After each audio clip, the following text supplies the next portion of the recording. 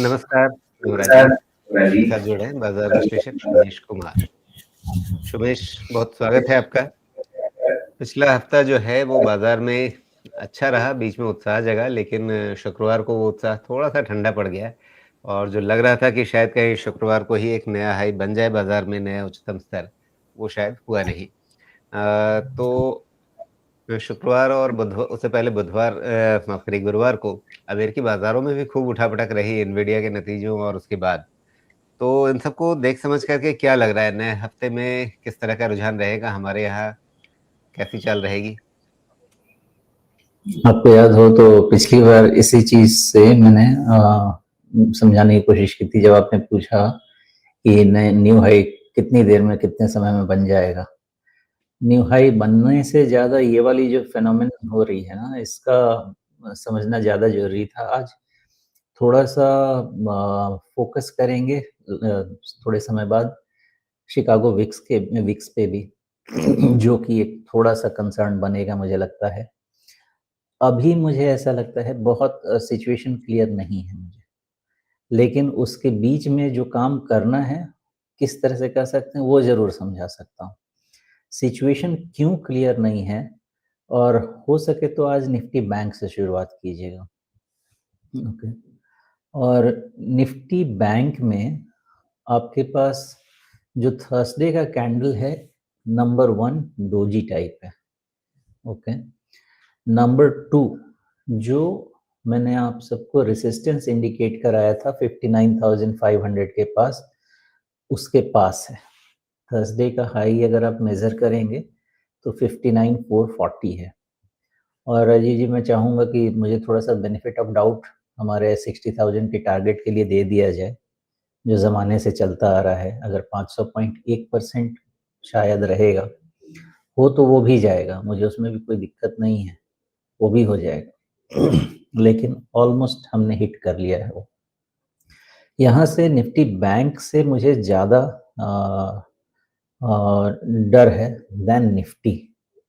इसलिए अब यहाँ से अगर निफ्टी बैंक बिना करेक्ट किए हुए ऊपर जाए तो मुझे प्रॉब्लम लगती है। करेक्ट हो जाए, 20 डीए में हो या उसके नीचे हो, आई हैव नो प्रॉब्लम्स। 58,000 उसके नीचे हो, 500 300 400 point, I have no problems.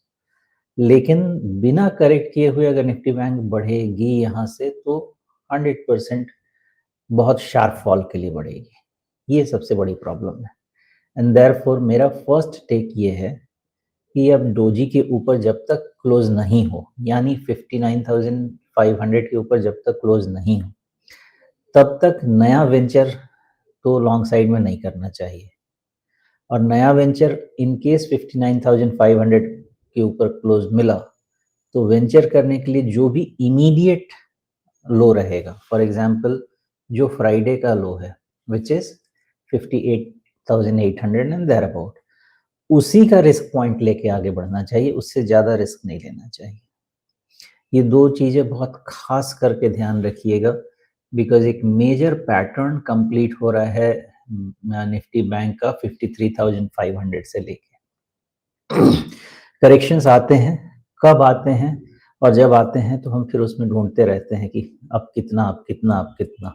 अभी तक आया नहीं है, लेकिन हमारे पास सारे इंग्रेडिएंट्स इन प्लेस में हैं। या तो हम थोड़ी सी शांति बनाए रखें, या एक्सट्रीमली टाइटर स्टॉप लॉसेस लेके, या रेसिस्टेंसेस क्रॉस हो, उसके बियॉन्ड ही कुछ काम किया जाए। ऐसा सिचुएशन आ रहा है, और इसीलिए मैंने निफ्टी बैंक आपको पहले एक्सप्लेन कर दिया है। निफ्टी बैंक में दूसरी चीज ध्यान रहे कि 57,800 के नीचे का close will not be a good close, क्योंकि 58,000 से ही प्रॉब्लम हो जाएगी। उसके नीचे मैं 200 पॉइंट, अगर मैं पुट ऑप्शंस को 200 पॉइंट का भी डिस्काउंट देता हूँ, उससे ज़्यादा मैं नहीं देना चाहूँगा। So close below 57,800 will trigger वो पुट ऑप्शन में स्टॉप लॉसेस जो राइटर्स होंगे। तो मुझे वो लगता है वहाँ के बाद का खतरा। इसका मतलब ये नहीं है कि वहाँ से बहुत बड़ा और शार्प करेक्शन, बट वहाँ जाने के बाद का मतलब ये होगा जो हाई थर्सडे को बन गया, that will become resistance for some time to talk about.